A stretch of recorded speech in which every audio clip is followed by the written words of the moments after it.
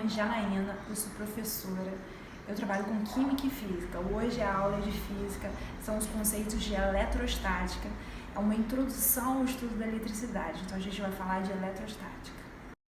O estudo da eletrostática, então, é o estudo das cargas elétricas em repouso. A teoria atômica moderna, a gente sabe que o átomo ele é composto de subpartículas, são diversas. No ensino médio, a gente estuda 3 partículas principais, né? Prótons, elétrons e nêutrons. Os prótons têm carga elétrica positiva, os elétrons carga elétrica negativa e os nêutrons não têm carga elétrica. Aqui no exemplo, o azulzinho seriam os nêutrons, o vermelhinho os elétrons e verde seriam os elétrons que estão em torno desse núcleo atômico. São esses elétrons que podem ser doados ou recebidos. A carga elétrica, ela é uma propriedade dessas partículas. Essa carga elétrica ela pode ser positiva ou negativa. Um material que foi eletrizado positivamente quer dizer que ele perdeu elétrons. Negativamente quer dizer que ele ganhou elétrons. E Coulomb descobriu a carga elétrica elementar, que seria a carga elétrica de um elétron, 1,6 vezes 10 a menos 19, que é um valor extremamente baixo, mas se a gente for determinar, E igual a 1,6 vezes 10 a menos 19 Coulomb. Se o material tiver a mesma quantidade de prótons e elétrons, esse material é neutro. Para ele ser eletrizado positivamente, ele tem que ter perdido elétrons para ficar com excesso de prótons. Se ele tiver eletrizado negativamente, ele ganhou elétrons. E quando ele tem a mesma quantidade de cargas positivas e negativas, isso quer dizer que ele é neutro. Aqui, então, a gente tem o exemplo do material que perdeu elétrons e um material que ganhou elétrons. O cálculo da carga elétrica é Q igual a N vezes E. N é o número de elétrons que o material perdeu ou ganhou. O E é o valor da carga elementar, que a gente já viu que é 1,6 vezes 10 a menos 19. Se eu fizer um cálculo de um material que tem uma carga de 1 Coulomb, ou seja, Q igual a 1, para eu descobrir quantos elétrons ele perdeu, é só eu substituir na fórmula. Q igual a 1, N é o que a gente quer descobrir, e o E vai ser sempre a carga elementar, 1,6 vezes 10 a menos 19. N, então, vai ser igual a 1 dividido por 1,6 vezes 10 a menos 19. Então, esse material aqui perdeu 6,25 vezes 10 elevado a 18 elétrons. Em eletrostática, a gente utiliza muito os submúltiplos ou os prefixos mili, micro, nano, pico. O mais utilizado é o microcoulomb. Se eu digo que a carga do material é 1 microcoulomb, eu estou dizendo que a carga dele é 10 elevada a menos 6 coulomb. Em eletrostática, a gente tem 2 princípios fundamentais. O primeiro das ações elétricas, que seria o princípio da atração e repulsão. Cargas elétricas iguais se repelem, se afastam. Cargas elétricas diferentes se atraem. Os corpos nulos ou neutros também são atraídos por materiais eletrizados. O princípio da conservação é que a soma das cargas antes do contato é igual à soma das cargas após o contato. Os processos de eletrização são 3: eletrização por atrito, contato e indução.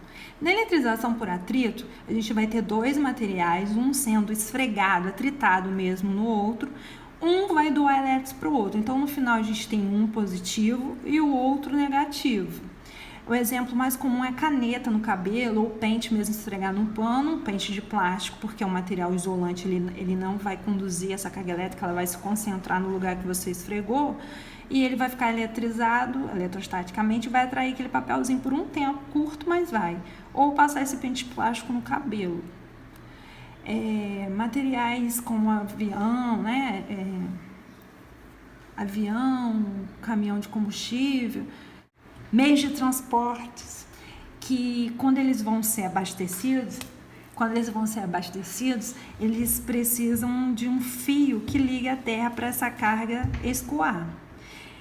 Esse chamado fio terra. Esse fio terra, ele, por exemplo, ele funciona como uma eletrização por contato. Na eletrização por contato, o que acontece? A gente tem 2 materiais, um eletrizado e o outro neutro. Quando eles entram em contato, o material que tem excesso de elétrons, ele doa o elétron para o outro que é neutro e eles ficam os dois eletrizados iguais, negativamente. Se for um material que tem falta de elétrons, ao ser colocado em contato, ele vai receber elétrons daquele que era neutro. E ao final vou ter dois eletrizados positivamente. É isso que ocorre com a Terra. A gente pode ter um material que está eletrizado positivamente, então ele vai retirar elétrons do solo para ficar neutro, ou a gente vai ter um material que está eletrizado negativamente, ele vai mandar elétrons para o solo, né? Em resumo, o que é o fio terra? A Terra é um grande doador e receptor de elétrons. Se você encostar um corpo que tem excesso de elétrons na Terra, no solo, ela vai receber esses elétrons excedentes, fazendo o material ficar neutro. Mas se você encostar um corpo que tenha falta de elétrons, a Terra vai doar, vai dar esses elétrons para o material, para o corpo, até ele ficar neutro. É isso aí que é o fio terra. A eletrização por indução é o terceiro processo de eletrização. O que acontece? A gente não vai atritar, a gente não vai colocar em contato, a gente só vai aproximar. Se a gente aproximar um corpo negativo de um corpo neutro, esse corpo negativo vai fazer com que esse corpo aqui ele se polarize, se divida a carga positiva e a carga negativa. Ao colocar em contato com o solo, o que acontece? Os elétrons aqui, que eram iguais a esse, vão ser doados para a Terra. Depois eu desligo da Terra e eu fico com um material que antes era negativo, continua negativo, e o outro positivo. Então, ao final, eu tenho dois materiais eletrizados com cargas diferentes. Pode acontecer também o inverso, de eu ter um negativo e ao final eu tenho um negativo e outro positivo. Os eletroscópios ou pêndulos eletrostáticos são materiais que servem para a gente determinar ou visualizar se um material está eletrizado ou não. Aqui ó, a gente tem uma barra positiva e a bolinha, ela aqui deveria, se ela for positiva, o que vai acontecer? Esses materiais ao final vão se repelir, a bolinha ela se afasta da barra positiva. Então a gente tem materiais que são bons condutores elétricos e materiais que são maus condutores, também chamados de isolantes. Todos os metais são bons condutores, o grafite é bom condutor, soluções aquosas que têm sulfatos, sais, ácidos com água também são condutores elétricos.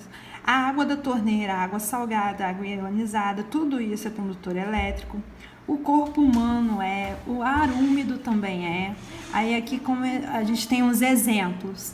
Há materiais que no interior dos elétrons, no seu interior, os elétrons têm grande dificuldade de se movimentar. Esses materiais são chamados de isolante elétrico. Exemplo, borracha, plástico, isopor. Aí, exemplo, esses materiais, então, a gente chama de maus condutores ou isolantes elétricos. E para a gente concluir essa parte de eletrostática, lei de Coulomb. Quem foi Coulomb, né? Charles Auguste Coulomb foi quem formulou a lei de Coulomb, que é a lei que determina, que calcula a força eletrostática. Então, quando uma carga é atraída por outra, tem que haver uma força de atração. Ou se ela é repelida, tem que haver uma força de repulsão. F, então, é igual a K vezes Q1 vezes Q2, ou Qzão e Qzin, dividido pela distância ao quadrado. Ou seja, se eu aumento a distância entre essas duas cargas, a força elétrica entre elas diminui. Se eu diminuo a distância e coloco elas mais pertinhos, a força elétrica aumenta. E aqui a gente tem como que a gente vai fazer o cálculo, né? K é a constante eletrostática, é 9 vezes 10 elevado a 9. Esse valor ele varia um pouco, mas a gente sempre usa o 9 vezes 10 elevado a 9 como uma constante, principalmente no ensino médio, porque é o valor da constante no ar seco ou no vácuo, tá? Então pode haver atração ou repulsão e a gente tem que calcular o valor de F. Por hoje é só. Obrigada, pessoal.